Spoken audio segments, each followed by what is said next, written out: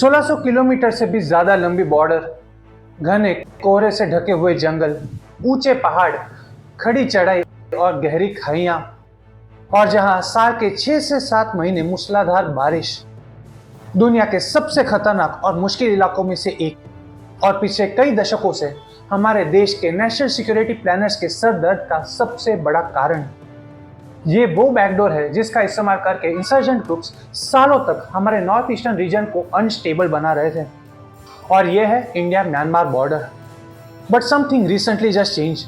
2 जून 2026 new Delhi में हुई एक हाई स्टेक्स मीटिंग में म्यांमार ने हमें यह भरोसा दिया है कि उनकी जमीन का इस्तेमाल अब एंटी इंडिया एक्टिविटीज के लिए नहीं होगा। ये अश्योरेंस मणिपुर, नागालैंड और पूरे नॉर्थ ईस्ट की सुरक्षा के लिए एक पोटेंशियल गेम चेंजर साबित हो सकता है। But the question is, Myanmar में 2021 में जो हुआ मिलिट्री टेक ओवर, वो हम सबको पता है, जिसके रिस्पॉन्स में वेस्टर्न कंट्रीज ने हर बार की तरह सैंक्शंस लगा दिए। तो यहाँ 2 सवाल आते हैं। पहला, इतना सब होने के बाद भी भारत म्यांमार के साथ इतना क्लोज क्यों हो रहा है? एंड दूसरा, इसका कनेक्शन कलादान प्रोजेक्ट और हमारे पड़ोसी लाल झंडे वाले देश के बढ़ते हुए इन्फ्लुएंस से कैसे है? तो देखो, सबसे पहले ना हमें ये समझना जरूरी है कि हमारे लिए ये इतनी बड़ी राहत क्यों है। सालों से मणिपुर के अलगाववादी ग्रुप्स एक सिंपल लेकिन एक बहुत ही डेंजरस स्ट्रेटेजी से चलते आए हैं, and that is hit and run. Indian security forces पे या सिविलियंस पे अटैक करो एंड देन म्यांमार के साइगंग या चीन रीजन के गहरे जंगलों में गायब हो जाओ। इंडियन मिलिट्री तो इंटरनेशनल बॉर्डर क्रॉस करके उनके पीछे जाएगी नहीं, और यही मिलिट्री और डिप्लोमेसी दोनों के लिए एक बहुत बड़ा चैलेंज है, या था व्हाटएवर। हमारे लिए 2021 में मिलिट्री के पावर लेते ही ये प्रॉब्लम और भी ज्यादा बढ़ गई।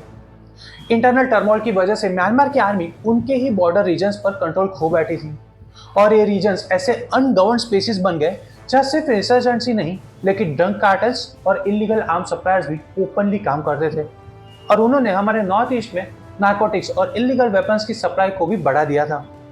दिस इज वाई जब म्यांमार एक्शन लेने की बात करता है तो वो सिर्फ कोई दोस्ती की बात नहीं कर रहा, दे आर ऑल्सो एक्सेप्टिंग कि एंटी इंडिया ग्रुप्स उनके लिए भी एक बोझ बन गए हैं। And this is exactly the kind of leverage India was looking for a long time. और अब फिर से उसी सवाल पे आते हैं, can we still say that Myanmar is a democracy? No, it's complicated. But then दुनिया की सबसे बड़ी डेमोक्रेसी इंडिया क्यों उन्हें इतना वेलकम ट्रीटमेंट दे रहा है? यहाँ पर रियल पॉलिटिक का कॉन्सेप्ट सामने आता है। जहाँ वेस्ट ने म्यांमार पर सैंक्शंस लगाकर उन्हें आइसोलेट कर दिया, भारत ने एक प्रैक्टिकल और प्रैग्मेटिक अप्रोच अपनाया है। वाई? बिकॉज आप अपने पड़ोसी नहीं बदल सकते। वी नो कि अगर हम उन्हें आइसोलेट कर देते हैं तो सिर्फ 2 ही चीज होंगी। फर्स्ट, हमारे लिए बॉर्डर्स और भी ज्यादा डेंजरस हो जाएंगी, और दूसरा, म्यांमार पूरी तरह से हमारे दुश्मन देश की कैंप में चला जाएगा। So India just send a clear message.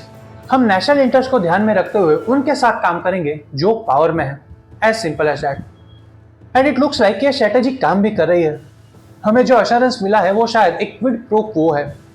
Myanmar को इंटरनेशनल लेजिटिमेसी और इकोनॉमिक कॉपरेशन चाहिए, जबकि भारत को security. Now let's talk about money and development. This relief is not just limited to our security, but ये economy से भी जुड़ा है। पिछले 1 दशक से Bharat Kaladan multi modal transit transport project में हेवीली इन्वेस्ट कर रहा है। इस प्रोजेक्ट को गेटवे टू द ईस्ट माना जाता है, क्योंकि इसके जरिए कोलकाता को म्यांमार के सिटवे पोर्ट से जोड़ा जाएगा और फिर मिजोरम तक कनेक्टिविटी मिलेगी। इससे नॉर्थ ईस्ट को समुद्र तक सीधा एक्सेस मिलेगा और चिकन नेक कॉरिडोर पर डिपेंडेंसी कम होगी। बट द प्रॉब्लम इज कि ये प्रोजेक्ट सालों से अटका हुआ है। क्यों? क्योंकि म्यांमार के रखाइन स्टेट में आर्म्ड ग्रुप्स ने कई बार वर्कर्स को किडनैप किया, रोड्स ब्लॉक किए और इंफ्रास्ट्रक्चर पर भी हमले किए।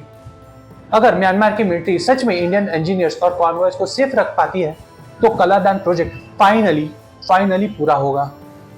But again, this is not just the end. ऐसी same situation India Myanmar Thailand trilateral highway की भी है। हम मणिपुर से बैंकॉक तक रास्ता बनाना चाहते हैं, बट अगर बीच का रास्ता ही वॉर जोन है तो ये प्रोजेक्ट कैसे सक्सेसफुल होगा?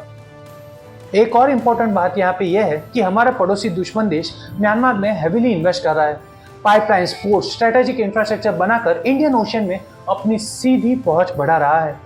If Myanmar goes into their hands, इसका मतलब ये होगा कि भारत को स्ट्रेटेजिक तौर पर पूरी तरह से घिर लिया है, and we can let that happen at any cost. Myanmar के साथ मिलकर हम यह इंश्योर कर रहे हैं कि इस पूरे रीजन में भारत एक इंपॉर्टेंट प्लेयर बना रहे और म्यांमार हमारे दुश्मन देश का एक प्रॉक्सी स्टेट बन के ना रहे। नॉर्थ ईस्ट के इंसर्जेंट ग्रुप्स की लाइफ लाइन खत्म हो जाए और उनके पास कोई सेफ हेवन ना रहे। बॉर्डर सिक्योरिटी को मजबूत करते हुए मणिपुर, मिजोरम जैसे स्टेट्स में स्टेबिलिटी मेंटेन करे और फाइनली कलादान प्रोजेक्ट और ट्राइलेटरल हाईवे जैसे बड़े इकोनॉमिक सपनों को फिर से जिंदा करें।